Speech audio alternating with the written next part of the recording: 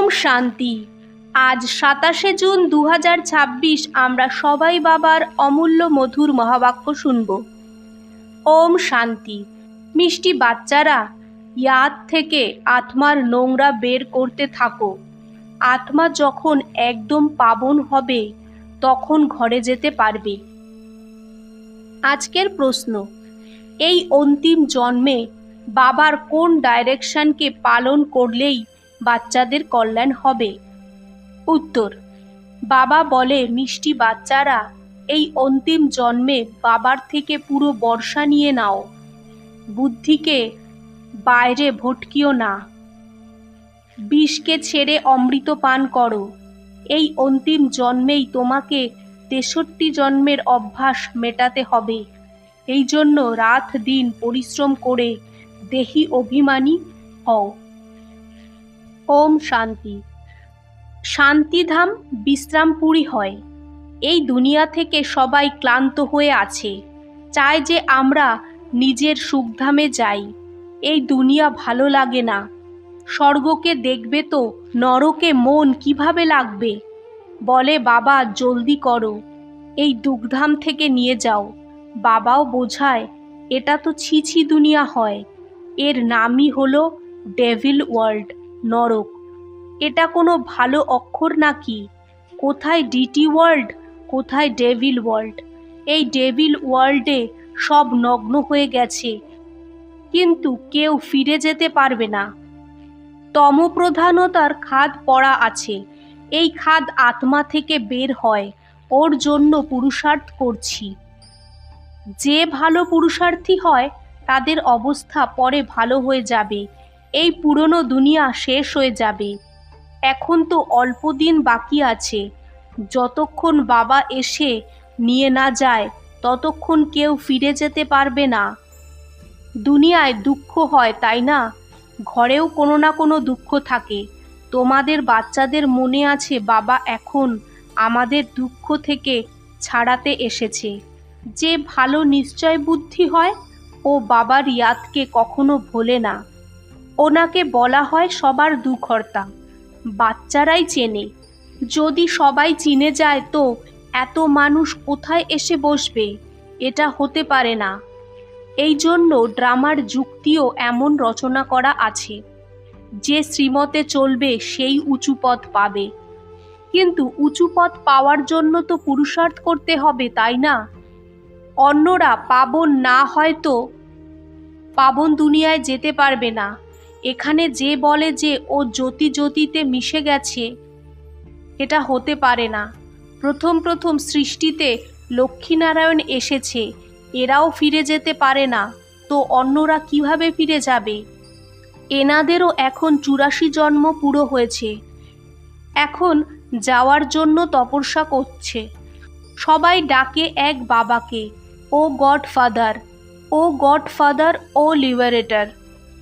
এই গডফাদার হলো দুঃখহর্তা, সুখকর্তা। কৃষ্ণ বা অন্য কাউকে থোড়ি ডাকে। খ্রিস্টিয়ান হোক, মুসলমান হোক, সবাই ও গডফাদার বলে ডাকে। আত্মা ডাকে নিজের ফাদারকে। ফাদার তখন বলে যখন বোঝে যে আমরা আত্মা হই। আত্মাও তো কোনো জিনিস হয়, তাই না? আত্মা কোনো বড় জিনিস না, ওটা তো একটা স্টার হয়, আর অতি সূক্ষ্ম হয়। যেমন বাবা হয় তেমনি আত্মার স্বরূপ হয়। এখন তোমরা বাবার মহিমা করো, ও সৎ চিত্ত হয়, জ্ঞানের সাগর, আনন্দের সাগর হয়। তোমাদের আত্মাও ওনার সমান হয়। তোমাদের বুদ্ধিতে এখন সারা সৃষ্টির আদি মধ্য অন্তের জ্ঞান এসে গেছে। আর কোনো মনুষ্য মাত্রের এই জ্ঞান নেই। সারা ভারত, সারা বিদেশ খুঁজে দেখো, কেউ জানে না। আত্মা 84 জন্মের পার্ট বাজায়। 84 লক্ষ তো ইম্পসিবল হয়। 84 লক্ষ জন্মের তো কেউ বর্ণনাই করতে পারবে না। বাবা বলে তোমরা নিজের জন্মকে জানো না, আমি শোনাই। ওরা সব শুনেও পাথর বুদ্ধি, বোঝেই না যে 84 লক্ষ জন্ম হবে তো কেউ শোনাবে কি করে। এখন তোমরা জানো আমরা ব্রাহ্মণ হই। আমরা 84 জন্ম নিয়েছি। ব্রহ্মাও 84 জন্ম নিয়েছে, বিষ্ণুও 84 জন্ম নিয়েছে। ব্রহ্মা সো বিষ্ণু, বিষ্ণু সো ব্রহ্মা। লক্ষ্মী নারায়ণী 84 জন্ম নিয়ে আবার ব্রহ্মা সরস্বতী হয়। এটাও বোঝার ব্যাপার, তাই না? বাবা বলে প্রত্যেক 5000 বছর পরে এসে বোঝাই। 5000 বছরের চক্র হয়।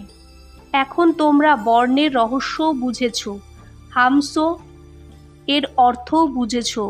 আমরা আত্মা সো দেবতা হই, আমরা সো ক্ষত্রিয়, আমরা সো বৈশ্য শূদ্র হই। এত এত জন্ম নেই, তারপর আমরা ব্রাহ্মণ হই। ব্রাহ্মণদের এটা একটা জন্ম হয়। এটা হয় তোমাদের হীরের মতো জন্ম।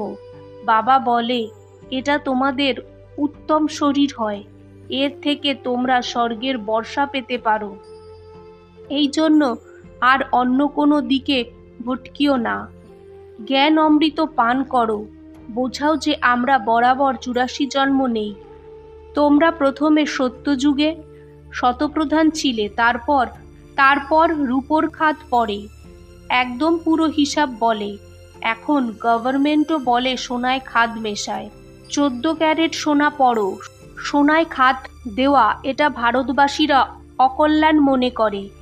বিয়ে করায় তো একদম সত্যিকারের সোনা পরায়। সোনার উপরই ভারতবাসীর খুব ভালোবাসা থাকে। ভারতের কথা জিজ্ঞাসা করো না, সত্যযুগে তো সোনার মহল ছিল, সোনার ইট ছিল। যেমন এখানে এত ইট পড়ে থাকে, ওখানে সোনার উপর ইট পড়ে থাকে। বাচ্চারা বোঝে এখন আমরা আবার স্বর্গে যাব, কিন্তু যদি স্বামী বিরক্ত করে তো বাচ্চারা ভিতরে ভিতরে কাঁদতে থাকে, কখন আমরা সুখধামে যাব। বাবা এখন জলদি করো। বাবা বলে বাচ্চা, জলদি কিভাবে করব? প্রথমে তোমরা যোগবল দ্বারা নিজের নোংরা তো বের করো, যোগের যাত্রায় থাকো। বাবা ধৈর্য দেয়, ডাকেও যে হে পতিত পাবন এসো, গায়ও যে সবার সদ্গতিদাতা একজন হয়। এখনকারই কথা, অগাসুর বগাসুর সব কথা সঙ্গমের সময়ের হয়। এটা হয়ই অসুরী দুনিয়া। তো বাবা বোঝায় যে আমি কল্প কল্প সঙ্গমে আসি, যখন সারা ঝাড় জড়ীভূত অবস্থায় এসে যায়। তোমরা জানো যে সত্যযুগে প্রত্যেক জিনিস শতপ্রধান হয়। এখানে এত পাখি জানোয়ার হয়, ওখানে এত হয় না। বড় লোকেদের সব খুব পরিষ্কার পরিচ্ছন্ন থাকে, থাকার জায়গা ফার্নিচার সব খুব ভালো থাকে। তোমরাও এত উঁচু দেবতা হও যে ওখানে কোনো ছিছি জিনিস থাকবে না। এখানে তো মশা মাছি ইত্যাদি অনেক প্রকারের রোগ, কত নোংরা থাকে। গ্রাম এত নোংরা হয় না, বড় বড় শহরে অনেক নোংরা থাকে, কারণ অনেক মানুষ হয়ে গেছে, থাকার জায়গা নেই। তোমরা যারা বিশ্বের মালিক হও, ঝাড় প্রথমে ছোট হয়, তারপর বড় হয়।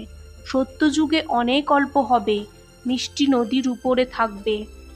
অল্প মানুষ হবে, তাদের জন্য গঙ্গা যমুনাই যথেষ্ট। এই নদীর আশেপাশেই থাকবে। 5 তত্ত্ব দেবতাদের গুলাম হয়ে যায়। কখনো কোনো বেকায়দা বর্ষা হয় না, নদী উথলায় না, নামই হলো স্বর্গ। তো আর কি? এখন বলে স্বর্গের আয়ু এত লক্ষ বছর হয়। আচ্ছা, তাহলে এখানে কে রাজ্য করত এটা তো বলো। কত গল্প বলে। তোমরা জানো আমরা আগের মতো পার্ট বাজাই। রুদ্র জ্ঞান যজ্ঞে অনেক প্রকারের অসুরের বিঘ্ন পড়ে, অবলার উপর অত্যাচার হয়, তখন তো পাপের ঘরা ভরবে। বাবা বলে একটু সহ্য করতে হবে। তোমরা বাবা আর বর্ষাকে ইয়াদ করতে থাকো। মার খাওয়ার সময়েও বুদ্ধিতে ইয়াদ করো শিব বাবা। তোমাদের তো বুদ্ধিতে জ্ঞান আছে, কাউকে ফাঁসি দেয় তো পাদ্রীরা বলে গডফাদারকে ইয়াদ করো। এমন বলবে না যে ক্রাইস্টকে ইয়াদ করো, ও খুব লাভলি হয়, সবাই ওনাকে ডাকে, আত্মাই ডাকে। এখন দেহি অভিমানী হওয়ার অভ্যাস করো। 63 জন্ম তোমরা দেহ অভিমানে থেকেছ, এখন এই এক জন্মে আধা কল্পের অভ্যাস মেটাতে হবে। তোমরা জানো দেহি অভিমানী হলে আমরা স্বর্গের মালিক হব, কত উঁচু প্রাপ্তি হয়। তো রাত দিন এই চেষ্টায় থাকতে হবে। মানুষ ধান্দার জন্য কত পরিশ্রম করে, কত কামায়, পয়সার খুশি হয়, ক্লান্ত হওয়ার কথাই হয় না। লক্ষ্মী নারায়ণ স্বর্গের মালিক শ্রীমতের দ্বারাই হয়েছে। আচ্ছা, মিষ্টি মিষ্টি সিকিলাতে বাচ্চাদের প্রতি মাত পিতা বাপদাদার ইয়াদ প্যার আর গুড মর্নিং। আজকের ধারণা 1।